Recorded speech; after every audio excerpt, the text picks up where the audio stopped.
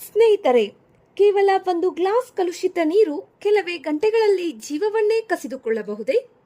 ವೈದ್ಯಕೀಯ ಚಿಕಿತ್ಸೆ ಇಲ್ಲದಿದ್ದರೆ ಆರೋಗ್ಯವಂತ ವ್ಯಕ್ತಿಯು ಸಾವಿನ ಅಂಚಿಗೆ ತಲುಪುವ ಅಪಾಯಕಾರಿ ರೋಗ ಯಾವುದು ಗೊತ್ತೇ? ಅದೇ ಕಾಲರಾ. ಇದು ಹೇಗೆ ಹರಡುತ್ತದೆ? ಇದರ ಲಕ್ಷಣಗಳೇನು? ಇದನ್ನ ಹೇಗೆ ತಡೆಗಟ್ಟಬಹುದು? ಸ್ಪರ್ಧಾತ್ಮಕ ಪರೀಕ್ಷೆಗೂ ನಿಮ್ಮ ಆರೋಗ್ಯಕ್ಕೂ ಅತ್ಯಂತ ಮುಖ್ಯವಾದ ಮಾಹಿತಿಯನ್ನ ಇವಾಗ ತಿಳಿಯೋಣ. ಇತ್ತೀಚೆಗೆ ಶುದ್ಧ ನೀರು ಮತ್ತು ಮೂಲಭೂತ ಆರೋಗ್ಯ ಸೌಲಭ್ಯಗಳ ಕೊರತೆ ಇರುವ ಪ್ರದೇಶಗಳಲ್ಲಿ ಕಾಲರಾ ಇನ್ನೂ ವಿಶ್ವದ ಅತ್ಯಂತ ಮಾರಕ ನೀರಿನಿಂದ ಹರಡುವ ರೋಗಗಳಲ್ಲಿ ಒಂದಾಗಿದೆ ಎಂದು ತಜ್ಞರು ಎಚ್ಚರಿಕೆ ನೀಡಿದ್ದಾರೆ. ಹಾಗಾದರೆ ಕಾಲರಾ ಎಂದರೇನು? ಇದು ಹೇಗೆ ಹರಡುತ್ತದೆ? ಕಾಲರಾ ಎಂಬುದು ವಿಬ್ರಿಯೋ ಕಾಲರೆ ಎಂಬ ಬ್ಯಾಕ್ಟೀರಿಯಾದಿಂದ ಉಂಟಾಗುವ ಸೋಂಕಿನ ಕಾಯಿಲೆಯಾಗಿದೆ. ಈ ಬ್ಯಾಕ್ಟೀರಿಯಾವು ದೇಹವನ್ನ ಸೋಂಕು ಮಾಡಿದಾಗ ತೀವ್ರ ಅತಿಸಾರ ಮತ್ತು ಅಪಾಯಕಾರಿ ನಿರ್ಜಲೀಕರಣ ಉಂಟಾಗುತ್ತದೆ. ಸರಿಯಾದ ಸಮಯದಲ್ಲಿ ಚಿಕಿತ್ಸೆ ದೊರೆಯದಿದ್ದರೆ ಕೆಲವೇ ಗಂಟೆಗಳಲ್ಲಿ ಜೀವಕ್ಕೆ ಅಪಾಯ ಉಂಟಾಗಬಹುದು. ಈ ರೋಗ ಹೇಗೆ ಹರಡುತ್ತದೆ? ಕಾಲರಾ ಮುಖ್ಯವಾಗಿ ಬ್ಯಾಕ್ಟೀರಿಯಾದಿಂದ ಕಲುಷಿತಗೊಂಡ ನೀರು ಅಥವಾ ಆಹಾರ ಸೇವಿಸುವುದರಿಂದ ಹರಡುತ್ತದೆ.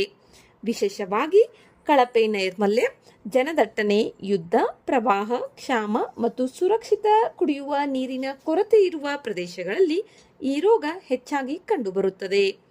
ಬೆಚ್ಚಗಿನ ವಾತಾವರಣದಲ್ಲಿ ಕಾಲರಾ ಹರಡುವಿಕೆ ಹೆಚ್ಚಾಗುತ್ತದೆ. ಇದಲ್ಲದೆ ಸ್ವಲ್ಪ ಉಪ್ಪು ಇರುವ ನೀರು ಮತ್ತು ಕರಾವಳಿ ಪ್ರದೇಶಗಳ ನೀರಿನಲ್ಲೂ ಈ ಬ್ಯಾಕ್ಟೀರಿಯಾ ಬದುಕಬಲ್ಲದು. ಆದ್ದರಿಂದ ಕಚ್ಚಾ ಸಿಗಡಿ, ಏಡಿ ಹಾಗೂ ಇತರೆ ಚಿಪ್ಪು ಮೀನುಗಳನ್ನು ಸೇವಿಸುವುದರಿಂದಲೂ ಸೋಂಕಿನ ಅಪಾಯ ಹೆಚ್ಚಾಗುತ್ತದೆ. ಗಮನಿಸಿ, ಕಾಲರಾ ಸಾಮಾನ್ಯವಾಗಿ ವ್ಯಕ್ತಿಯಿಂದ ವ್ಯಕ್ತಿಗೆ ಕೈಕುಲುಕುವುದರಿಂದ ಅಥವಾ ಜೊತೆಯಾಗಿ ಇರುವುದರಿಂದ ಹರಡುವುದಿಲ್ಲ. ಇದರ ಲಕ್ಷಣಗಳು: ಹೆಚ್ಚಿನ ಸೋಂಕಿತರಿಗೆ ಯಾವುದೇ ಲಕ್ಷಣಗಳು ಕಾಣಿಸಿಕೊಳ್ಳದೇ ಇರಬಹುದು, ಆದರೂ ಅವರು 1 ರಿಂದ 10 ದಿನಗಳವರೆಗೆ ತಮ್ಮ ಮಲದ ಮೂಲಕ ಬ್ಯಾಕ್ಟೀರಿಯಾವನ್ನು ಹರಡಬಹುದು. ಸೋಂಕು ತಗುಲಿದ 12 ಗಂಟೆಯಿಂದ 5 ದಿನದವರೆಗೆ ಲಕ್ಷಣಗಳು ಆರಂಭವಾಗಬಹುದು. ಸಾಮಾನ್ಯ ಲಕ್ಷಣಗಳು: ಪದೇ ಪದೇ ನೀರಿನ ಅಂಶದ ಅತಿಸಾರ, ವಾಂತಿ, ತೀವ್ರ ಬಾಯಾರಿಕೆ, ದೇಹದಲ್ಲಿ ನೀರಿನ ಕೊರತೆ, ತಲೆ ಸುತ್ತು, ತೀವ್ರ ಆಯಾಸ. ಗಂಭೀರ ಸ್ಥಿತಿಯಲ್ಲಿ ರೋಗಿಯ ಜೀವಕ್ಕೂ ಅಪಾಯ ಉಂಟಾಗಬಹುದು. ಇದಕ್ಕೆ ಚಿಕಿತ್ಸೆ ಏನು? ಕಾಲರಾ ಚಿಕಿತ್ಸೆಯ ಪ್ರಮುಖ ಉದ್ದೇಶ ದೇಹದಲ್ಲಿ ಕಳೆದು ಹೋದ ನೀರು ಮತ್ತು ಲವಣಾಂಶವನ್ನ ತಕ್ಷಣ ಪೂರೈಸುವುದು. ರೋಗಿಗೆ ORS ದ್ರಾವಣ, ಸಾಕಷ್ಟು ದ್ರವಗಳು ಅಥವಾ ಅಗತ್ಯವಿದ್ದರೆ ಅಭಿಧಮನಿ ಮೂಲಕ ದ್ರವಗಳನ್ನು ನೀಡಲಾಗುತ್ತದೆ. ಕೆಲವು ಸಂದರ್ಭಗಳಲ್ಲಿ ವೈದ್ಯರು ಡಾಕ್ಸಿಸೈಕ್ಲಿನ್, ಎರಿಥ್ರೊಮೈಸಿನ್ ಅಥವಾ ಅಜಿಥ್ರೊಮೈಸಿನ್ ಮುಂತಾದ ಪ್ರತಿಜೀವಕಗಳನ್ನು ಸೂಚಿಸಬಹುದು. 6 ತಿಂಗಳಿನಿಂದ 5 ವರ್ಷದ ಮಕ್ಕಳಿಗೆ ಸತ್ತುಪೂರಕಗಳನ್ನು ನೀಡಲಾಗುತ್ತದೆ, ಜಿಂಕನ್ನು ನೀಡಲಾಗುತ್ತದೆ. ಆದರೆ ಅತಿಸಾರ ವಿರೋಧಿ ಔಷಧಿಗಳನ್ನು ವೈದ್ಯರ ಸಲಹೆ ಇಲ್ಲದೆ ಬಳಸಬಾರದು, ಏಕೆಂದರೆ ಅವು ರೋಗದ ತೀವ್ರತೆಯನ್ನ ಹೆಚ್ಚಿಸಬಹುದು. ಇದನ್ನ ತಡೆಗಟ್ಟುವುದು ಹೇಗೆ?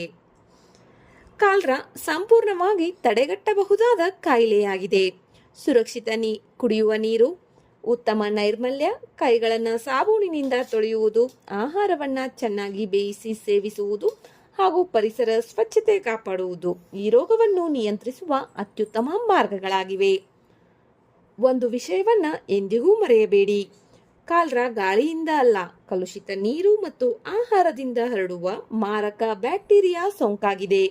ಶುದ್ಧ ನೀರು, ಉತ್ತಮ ನೈರ್ಮಲ್ಯ, ಸಮಯಕ್ಕೆ ಸರಿಯಾದ ಚಿಕಿತ್ಸೆ ಇವೇ ಜೀವ ಉಳಿಸುವ 3 ದೊಡ್ಡ ಆಯುಧಗಳಾಗಿವೆ.